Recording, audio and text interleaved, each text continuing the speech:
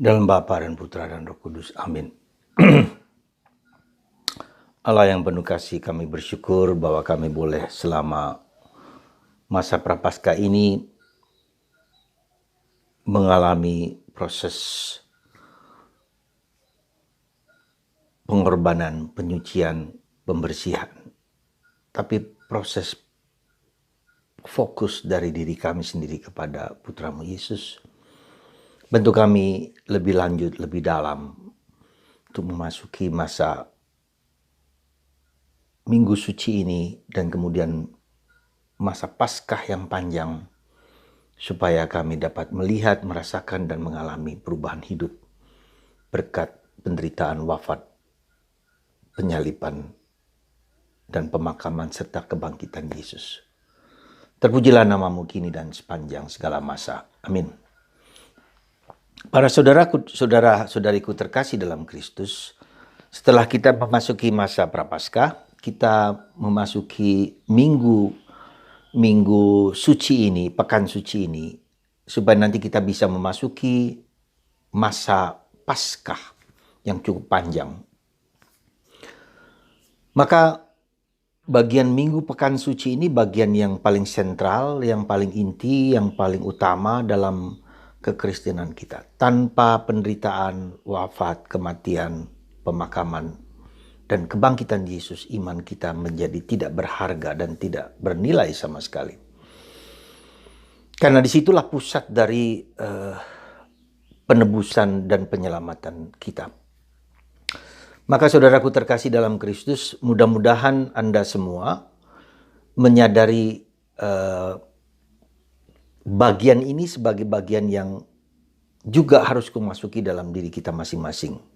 Juga harus kita masuki di dalam kehidupan kita.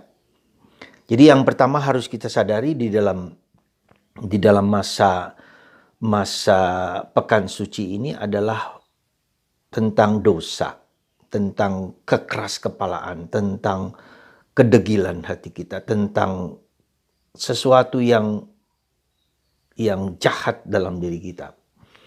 Di mana manusia menolak Tuhan, di mana manusia menolak kebaikan, di mana manusia menolak cinta kasih, di mana manusia menolak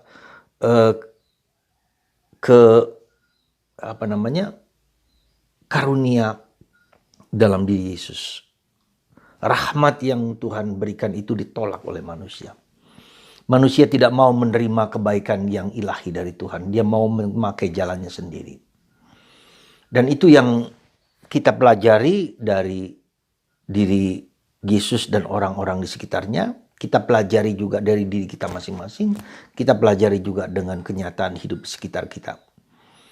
Penderitaan kita, kesulitan kita, malapetaka hidup manusia karena manusia mau mengikuti jalannya sendiri. Dan itu dalam sejarah bangsa Israel sudah kita ketahui bagaimana sejak dulu sampai sekarang manusia jatuh dalam dosa karena mau mengikuti dirinya sendiri, kehendaknya sendiri. Nah, itulah akibat dari dosa dan akibat dari malapetaka yang membuat manusia runtuh di dalam perspektif hidupnya. Ya, manusia seharusnya taat kepada kehendak Tuhan, tetapi taat kepada dirinya sendiri, taat kepada kehancuran dirinya sendiri. Karena itu saudaraku terkasih dalam Kristus, itu yang harus kita pahami dengan sungguh-sungguh pada saat-saat sekarang ini. Nah, yang kedua, karena ketidakmampuan manusia untuk menyelamatkan dan membuat manusia jatuh dalam dosa, maka dalam kehancuran, maka di titik itulah dia mengharapkan belas kasihan Allah atau tidak. Ketika dia mau bersimpuh dan bersujud dan datang kepada Tuhan, aku mohon bantuanmu. Aku mohon rahmatmu, maka Tuhan datang.